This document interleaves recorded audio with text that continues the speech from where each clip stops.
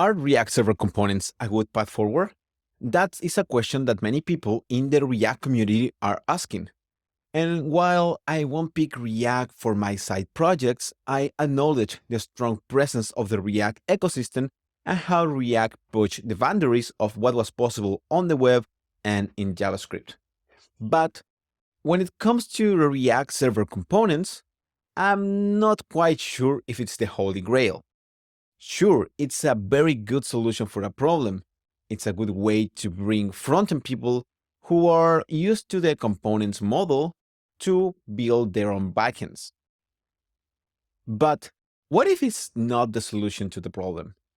What if there are other better ways to solve the same issue or other problems that have not been addressed yet?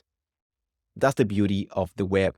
We have a diverse range of tools, approaches, and communities, and we can experiment and innovate to find the best solutions. Fortunately, React is still backward compatible, and all of your old code base still works. You can choose to adopt RSC or not, based on your own experience, needs, and priorities.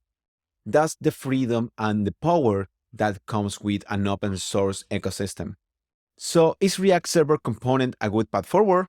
Maybe. It depends on how you define good and what your path is. But whatever your choice is, keep exploring, keep learning, and keep building amazing things on the web.